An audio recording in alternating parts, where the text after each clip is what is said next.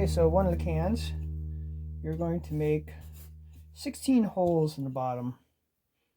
I'll start with 4. All that equal spacing. Do one right across from it. And then one about halfway through.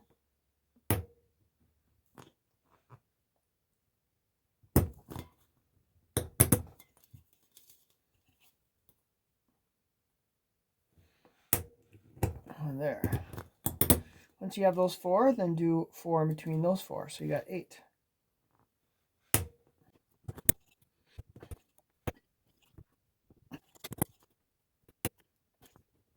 think my push pin's getting blunt. And then once you have those 8, you're going to do 1 in between each one. 8 more, that'll make 16. But I'm going to go ahead and mark each one so I don't do too many. Okay, so now I have 16 holes, and I am going to mark a penny kind of in the middle here. The penny will sit. I'm just going to draw a little line around it, a little circle.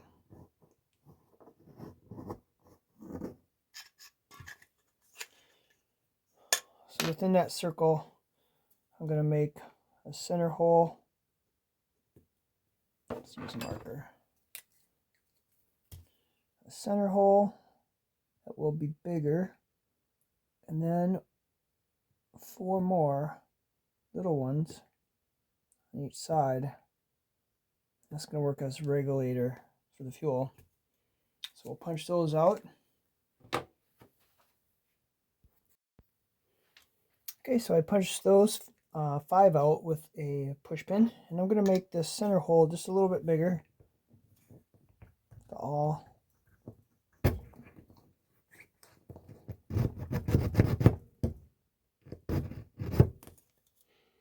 so the fuel can get down in there easily. And now we're going to cut the cans to get them about 1.5 inches tall. So I'll just put it down like this. Get the razor blade and cut 2 cans. Cut a can, the bottom part of it, a couple inches. I'm just going to use a 2x4, about 1.5 inches, I suppose. Place the razor blade here, and then spin this can around. In the same placement. Until it cuts the can.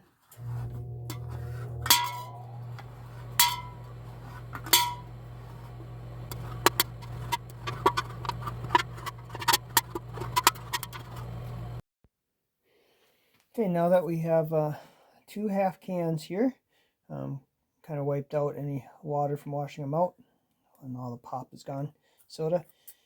Now we are going to fit these together. This one is going to be on top. This one has to get inside of here, and it doesn't really fit because it's too perfect. So, I mean, I might try to do this, but I don't think it's going to work. But usually you have to crimp it. I might try to fit it in first, see if it goes. It's not going to go. So I'm going to crimp this one, not this one. But crimp this one. Just go down. You don't want to go down about the same size each time. You just give a little bend. Just do that every once in a while. Just crimp it. So now we have it a little bit crimped. We're going to try to fit this in here. Now, you could put some regular fiberglass insulation here that'll act as a wick, and so if you spill the alcohol, it won't get all over the place. But I'm going to do it without. And this is tricky.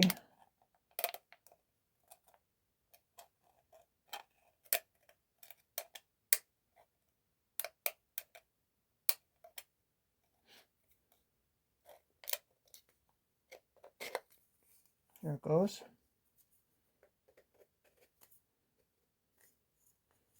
You want to be kind of even as you go down, but you don't want to smash the can, so maybe put it on flat surface.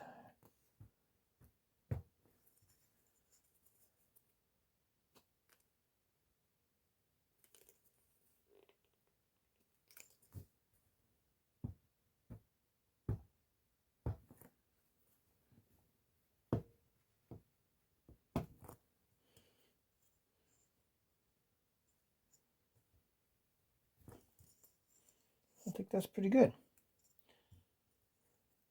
So now this can probably comes right up to there. Hopefully not breaking any of those holes. And if you wanted, you could roll these corners in since they're kind of sharp. You could take like some kind of a tool, just kind of shape this around. But I don't know if I want to do that yet, so I'm going to hold off. And next, it's to try it out, you're going to need a penny. Now, you want a good clean copper penny. So, like in pennies, anything from 1982 on is mostly zinc. So like this is a new one. This is a 2022. This is mostly zinc. You want nice clean copper. So anything before 1982 is going to be 95% copper, 5% zinc. Anything before 1962 is going to be 95% copper and then 5% zinc and tin. They took tin out after 62. And then anything before 1959 is probably worth some money. So probably stay before 1982 and then clean them off. This is a 1968.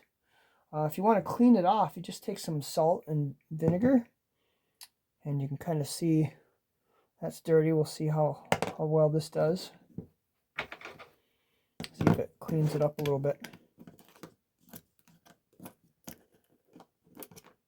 Put that in there, maybe move it around in the salt vinegar. You want nice clean copper. It'll distribute the heat better. And it's getting the oxidation off, or whatever you call it. It's a lot cleaner. I already cleaned this one off. This is 1977, which is fine. Probably going to be harder to find things that are later. Maybe I'll do a little test to see which one cleans best. Let's get that penny out of there and we can see the difference. You can get it.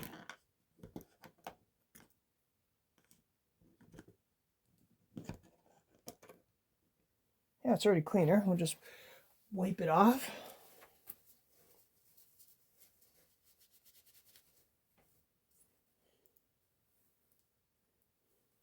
Yeah, so that's a lot cleaner. So you got more copper. It'll distribute the heat a lot better.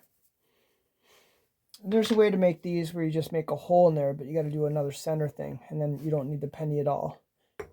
Probably more efficient this way. I put a little lid under there, catch any alcohol. This is very dangerous, so best to do it outside, but I've got stuff to put out a fire if something happens. So we're going to use heat, which you put in your cars.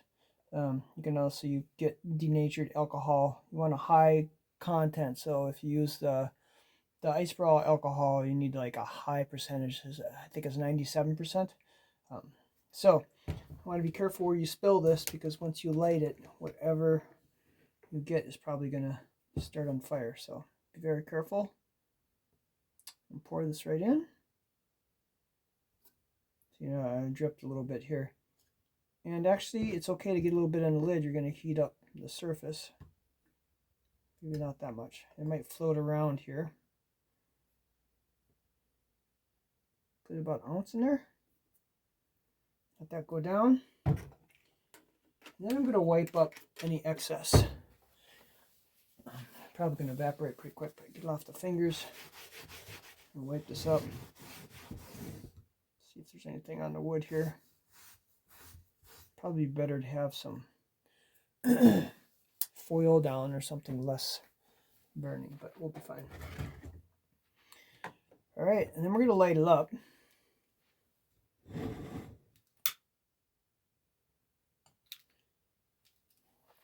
And it's going. Just hard to see.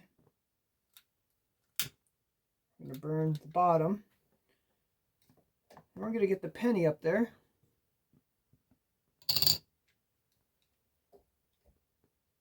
You can see that ring is heating it up.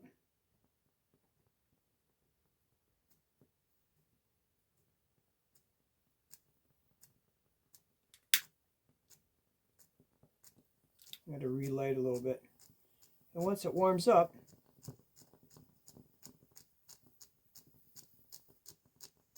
it's going to start jetting. Let's put a lot of flame out. I probably put too much in the bottom. So it's better to do this outside. You can see it's really jetting up. And it's a lot of heat. It's floating around a little bit. If you're going to boil water on it, it's best to have like a little something around that, but this is going to work. It's a titanium pot with a little bit of water in there. And that's going to heat up pretty quick.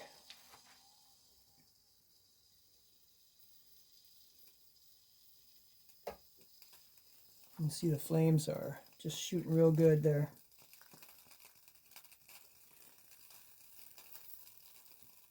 I put a little bit too much fuel on the bottom, but when it's cold outside, if you're doing winter, this is going to be really hard to go.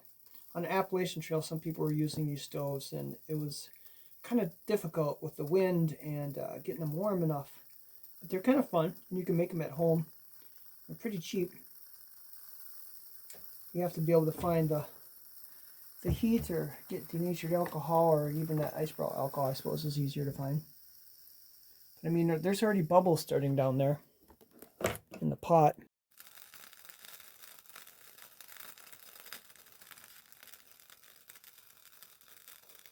Yeah, the penny I'm using is the 1960s one, but the 77 will work fine too. I think any penny will be fine. Just a little bit better because they're a little tricky sometimes. If you got like a 1793 penny, I think those are like the oldest. Those are worth like $1,000. I think Paul Revere was a blacksmith, and he made some of the copper in some of those first ones. And then during 1943, I think they made some out of steel for the war. Interesting stuff. I got a bunch of wheat pennies too, before they changed them over to Lincoln Memorial. Kind of fun. Nowadays, it costs over a penny to make a penny. So the government's losing money making pennies. Everything's going digital, so. Make a penny still before there's no pennies.